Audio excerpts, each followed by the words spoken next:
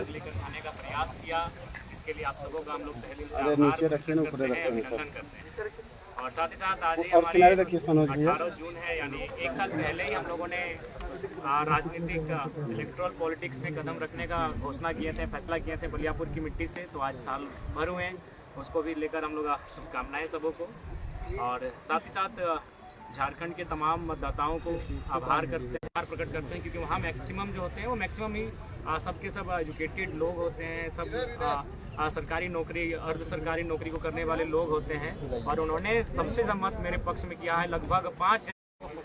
और साथ ही साथ केंद्र में जो नई सरकार बनकर आई है उनको हम बधाई देंगे, उनको शुभकामनाएं देंगे और उनसे अपेक्षा रखेंगे कि सबसे पहले जो नीट का मामला सामने आया है, जिसको लेकर काफ़ी चर्चाएं हो रही है पूरे देश में, माहौल गर्म है, इस नीट में जो समस्याएं आई है समाधान किया जाए। क्योंकि आज लाखों करोड़ों युवाओं का भविष्य इन परीक्षाओं में तय होता है, इन परीक्षाओं के माध्यम से अपने भविष्य को तय करते हैं। तो जो नई सरकार देश में बनकर आई है उनसे मेरी अपील होगी झारखंड के तमाम मीडिया हाउस के माध्यम से इस समस्या का निदान हो। और साथ ही साथ जो भी हमारे प्रत्याशी जीत कर आए हैं, मैं उनसे इस बात की अपील करूंगा जो पूर्वाग्रह की राजनीति ना करेंगे, वो किसी बूथ को गिनकर किसी के सहयोग करने की राजनीति ना करेंगे। मैं उनसे अपेक्षाएं रखता हूँ और इन शुभकामनाओं के साथ मैं झारखंड के आने वाले विधानसभा चुनाव के लिए तमाम राज्यवासियों को संदेश देना चाहता हूं कि इस बार ऐसे युवाओं का चयन करें जो राज्य के हित के साथ लड़ाई जो चली आ रही है उसको विराम लगाते हुए एक बेहतर नीति बनाई जा सके। आपकी सवाल तो आप लोग विधानसभा में क्या रणनीति है आप लोगों को चुनाव लड़ने का? देखिए, विधानसभा के चुनाव हम लोग प्रयास करेंगे कि बहुमत की सीटों पे लड़े, यानी मान के चलिए हम लोग 8 लोकसभा की सीटों के चुनाव लड़े थे, तो 8 × 6 = 48, शायद चतरा और हजारीबाग में 5-5, 46 सीटें तो हमारे अंदर आ ही रही हैं। तो उन 46 सीटों पे तो लड़ना ही है। उसके बाद हम लोग जमशेदपुर में प्रत्याशी नहीं दिए थे, खूंटी पे नहीं दिए थे, गोड्डा में नहीं दिए थे। तो हमें लगता है इन 3 लोकसभा में हम लोग जाएंगे, वहाँ हमारे वोटर्स हैं, वहाँ हमारे कार्यकर्ता हैं। तो हमें लगता है कि 55 के आसपास विधानसभा सीटों पर हम लोग चुनाव लड़ते हुए दिखेंगे। तो क्या आप लोग निर्दलीय लड़ेंगे? नहीं, देखिए दिल्ली इसी क्रम में गए थे। दिल्ली जाने का कार्य डेमोक्रेसी का स्कूल में भी शामिल होना था और चुनाव संबंधित इलेक्शन कमीशन से जानकारियों को भी लेना था। तो हमें लगता है 15 से 25 दिनों के दरमियान हमारी पार्टी का सिंबल भी अलॉटमेंट होने की संभावना बन जाएगी और पार्टी को रजिस्ट्रेशन नंबर भी अलॉटमेंट हो जाएगी। तो पहले इंडियन स्कूल ऑफ डेमोक्रेसी, उसके बाद JNU, जहाँ देश और राज्य के तमाम मुद्दों पर विचार और विमर्श किया जाता है, तो उसी उद्देश्य के साथ मैंने उन आमंत्रण को स्वीकार किया, चाहे इंडियन स्कूल ऑफ डेमोक्रेसी का मामला हो या फिर JNU का मामला हो।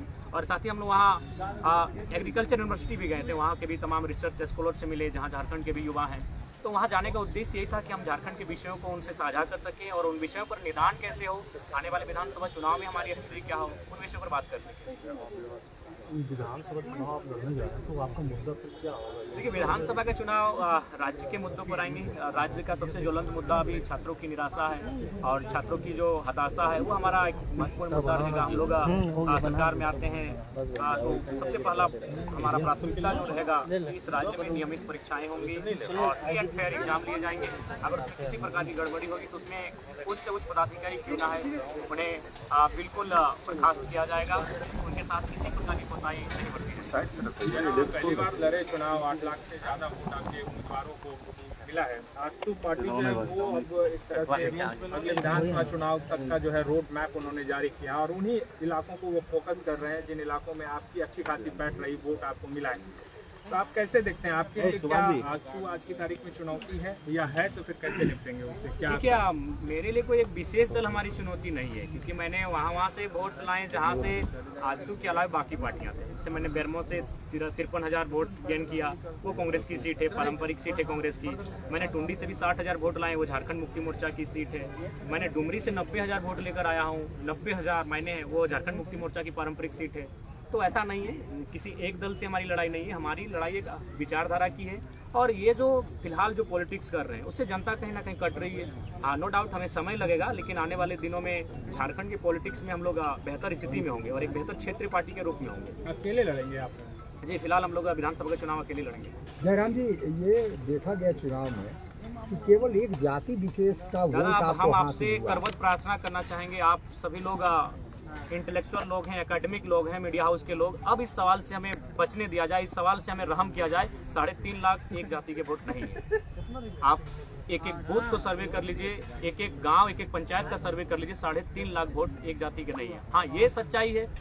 जो भी बंदा जिस समुदाय का रहता है, उस समुदाय का वोट उसका बेस वोटर होता है। इससे कोई इनकार नहीं कर सकता, ना मैं इनकार कर रहा हूँ। लेकिन 3.5 लाख वोट किसी एक समुदाय के वोट नहीं है। सभी ने मुझे अपार जन समर्थन दिया है। लेकिन आजसू का जो कैडर वोट है, जयराम जी, आजसू का जो कैडर वोट है महतो बिरादरी का, वही कैडर वोट वहाँ पे आपको मिला।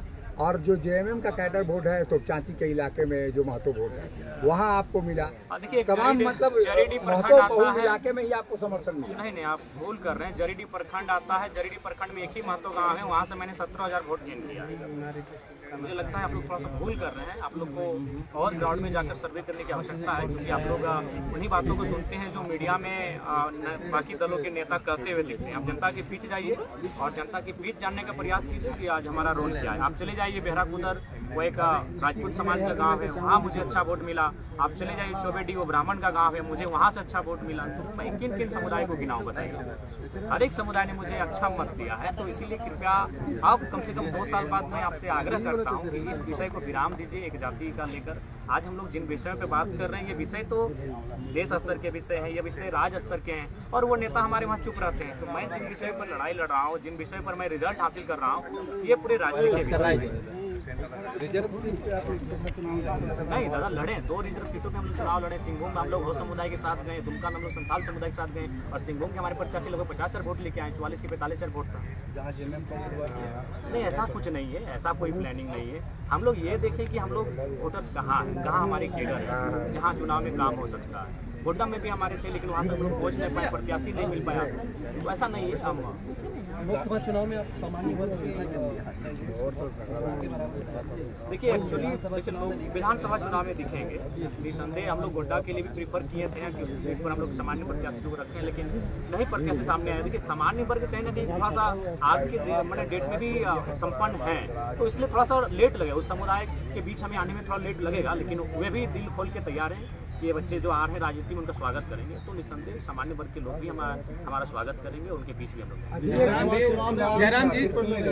गांधी उपचुनाव हम लोग इसलिए नहीं लड़ पाएंगे, लोकसभा का चुनाव भी उसी तारीख को था, हम लोग नहीं मैनेज कर पाएंगे, क्योंकि हमारा व्यवस्थित कोई टीम नहीं था, और व्यवस्थित टीम नहीं होने के कारण हम लोग इन चीजों को हैंडल नहीं कर पाए। विधानसभा से चुनाव लड़ेंगे। देखिए, मैंने शुरुआत में ही कहा था, यहीं पर मेरा प्रेस कॉन्फ्रेंस और आपके पीछे मैंने कहा था कि मैं लोकसभा का चुनाव अपनी मर्जी से लड़ूंगा, और गिरिडीह लोकसभा को मैंने प्रीफर किया था, धनबाद लोगों की मांग थी। लेकिन विधानसभा का चुनाव हम लोग प्रयास करेंगे कि जनता की राय के आधार पर लड़ेंगे। तो फिलहाल तय नहीं हो पाया है, लेकिन उम्मीद है कि यह बहुत जल्द तय हो जाएगा और कि विधानसभा का चुनाव हम कहाँ से। जयराम जी, युवाओं को काफी अपेक्षा आपसे उम्मीद है, और वो लोग शिक्षा को लेकर, जैसे पेपर लीक हो रहा है, उसको लेकर आपसे काफी उम्मीद रखते हैं। और क्योंकि आप चुनाव लड़ चुके हैं, तो आगे की क्या रणनीति होगी आपको? 2018-21 का डिग्री अभी तक मुक्ति नहीं किया गया। देखिए, उन सब विषयों पे हम लोग लगातार मुखर होकर बोले हैं। आज हमारे बीच हमारे बड़े सड़क में धरने के माध्यम से, तो हम लोग अगर सदन में नहीं तो सड़क से तो लड़ाई लड़ी रहे हैं, सड़क से तो लगातार अपनी आवाज को बुलंद कर रहे हैं। हमारा जो उन चीजों पर हम लोग कभी पीछे नहीं हटे। हम लोग कभी भी आवाज उठाने से, यहाँ तक आज मेरे ऊपर भी 13 FIR है, एक भी व्यक्तिगत FIR नहीं है। FIR क्यों मिला है? न किसी कंपनी में धरना देने के लिए, किसी को मुआवजा दिलाने के लिए, किसी को नियोजन दिलाने के लिए। तो ऐसा नहीं, हम लोग तो जनता के लिए अपना सर्वस्व निछावर कर चुके हैं। उतना छोड़िए, आज हम लोग घर का दृश्य नहीं जानते कि मेरे घर का दृश्य क्या है। घर में न जाने कितनी प्रकार की घटनाएं घटी, लेकिन हम लोग घर तक नहीं जा पाए, घर तक कदम नहीं रख पाए। हम लोगों ने सब कुछ अपना झारखंड को ही परिवार माना है, झारखंड को ही अपना घर माना है, और पूरे झारखंड वासियों के लिए हमने अपना सर्वस्व निछावर करने का प्रयास किया है। पैसा वाला हम लोग नहीं है, तो आप लोग कैंडिडेट्स का नाम घोषणा कब कर रहे हैं? जो विधानसभा चुनाव उसमें देखिए, सबसे पहले बात मैं आप सबों से भी एक बार आग्रह करूंगा, क्योंकि आप लोग का प्यार मिला है, इसके लिए हम लोग हकदार भी थे। क्योंकि झारखंड के माध्यम से हम लोग देश की पॉलिटिक्स को भी एक अच्छा संदेश दिए कि हम लोग बिना पैसे की पॉलिटिक्स किए, तो एक बहुत सुंदर संदेश गया है। आसान नहीं है कि आप बिना पैसे से 8 लाख वोट गेन करते हैं। ये फिलहाल आज के दौर में 21वीं सदी में जिस प्रकार आज देश का माहौल है, उस माहौल में आप 8 लाख वोट बिना पैसा खर्च करके गेन करते हैं, तो ये कहीं ना कहीं बहुत बड़ा संदेश है, एक सकारात्मक संदेश है भारत के लोकतंत्र के लिए। और उस हिसाब से मैं सभी का धन्यवाद देना चाहूँगा। और बिल्कुल हम लोगों ने कहीं भी मैं अगर अपने गिरिडीह लोकसभा की बात करूं तो 2200-2300 के आसपास बूथ थे, उनमें हमको लगता है 1200 से 1300 के बीच ही हमारे एजेंट बैठ पाए थे। 1000 बूथों पे हमारे एजेंट भी नहीं बैठ पाए थे, लेकिन वहां से हमें अच्छा वोट मिला। एक तो बेहतर संकेत हम लोग दिए हैं। बीजेपी की ओर से डॉक्टर हेमंत बिस्वा पूरा देश देख चुनाव 2 खेमे में बटा हुआ है, या इंडिया के साथ या इंडिया के साथ। आपको लगता है कि इन 2 खेमों को इग्नोर करके बीच का रास्ता निकाल करके आप कहां तक पहुंच पाएंगे? आपको लगता है कि ट्रिपल पोल भले ना हो, अगर पोस्टल अलायंस आपको करना पड़ेगा चुनाव के बाद? देखिए, अगर अपने मुद्दे लड़ेंगे, अपने सामर्थ्य के दम पर लड़ेंगे। सोशल मीडिया में चर्चा चल रहा है कि जयराम जी बीजेपी के साथ जा सकते हैं। देखिए, सबसे पहला बात, ऐसा कोई बात नहीं है। आप देखिए, लोग तो बहुत सारी कहानियां बनाएंगे, बहुत सारे किस्से भी सुनाएंगे आपको, और उन किस्सों से, उन कहानियों से फिलहाल मेरा कोई संबंध नहीं है। इस बात को मैं आज आपके माध्यम से पूरी तरह से भगवान के माध्यम से आपको इससे हमारा इंडियन स्कूल ऑफ डेमोक्रेसी लड़ने वाले आगामी विधानसभा चुनाव में। देखिए, ये जनता की राय है और जनता की राय को स्वीकार करेंगे। ऐसा चर्चा है, इसलिए मैंने जी 2 सीटों पर चर्चा हो रहा है। कौन सीट होगा? देखिए, वो तो कंफर्मेशन नहीं हुआ है, लेकिन 2 सीटों पर चुनाव लड़ने की। डॉक्टर लंबोदर महतो गोमिया से विधायक है, उन्होंने कहा है कि चुनौती स्वीकार कर गोमिया से चुनाव। देखिए, ऐसे तो अगर ज्यादा वो कहेंगे तो चुनौती को स्वीकार कर ही लेंगे। वहाँ पे मेरा 70,000 वोट आया है, क्योंकि दूसरे स्थान पर रहे माननीय विधायक जी दूसरे। तो मैं आपको मजेदार कहानी सुनाना चाहूंगा। गिरिडीह लोकसभा में माननीय सांसद के जितने प्रतिनिधि हैं, जितने ग्रामीण प्रतिनिधि हैं, आप उनका बूथ चेक कीजिए, पूरी तरह पीटे। माननीय सांसद को देश के प्रधानमंत्री ने बचाया है और उन वोटर से बचाया। उनके जितने प्रतिनिधि हैं, जिन बूथ में मैं अभी जहां रहता हूं, वहां उनका प्रखंड अध्यक्ष है, मेरा 581 वोट है, उनका 50 वोट नहीं है। वो पूरी तरफ पीटे हैं। तो अगर डॉक्टर लंबोदर बाबू एक PhD स्कॉलर हैं, एक राज्य की एक ऊंची सेवा को दे चुके हैं, और हम लोग चूंकि युवा है, हमारे मुख से त्रुटिपूर्ण बातें कभी निकल सकती है, लेकिन उनको एक सज्जन व्यक्ति हैं। अगर वो इस प्रकार की बच्चों जैसी चुनौतियां दे रहे हैं, तो मुझे लगता है थोड़ा सा लिमिट में ही चुनौतियां दें, नहीं तो अगर स्वीकार कर लिए तो फिर दिक्कत उन्हीं को। देखिए, उन्हीं का सवाल जो उन्होंने सवाल किया था, डुल्लू महतो को जो डुल्लू पार्टी महतो ने का सवाल, देखिए एक बात सुनिए, क्या समर्थन, क्या वास्तविकता? डुल्लू महतो का विधानसभा बागमारा है, वहाँ चंद्रप्रकाश चौधरी जी हमसे 40,000 वोट से लीड करते हैं। तो अगर ढुल्लू को मेरा समर्थन होता तो हम 40 से लीड करते। अगर ढुल्लू जी का समर्थन हमको होता, हम वहाँ 46,000 वोट लाएं, बहुत अच्छा लाएं, क्योंकि बागमारा एक शहरी क्षेत्र है प्लस ढुल्लू का क्षेत्र है। वहाँ से एक नया लड़का 47,000 वोट लाता है, ये बहुत बड़ी बात है। अगर उनका समर्थन होता तो कम से कम मेरा 70 से 75 होना चाहिए।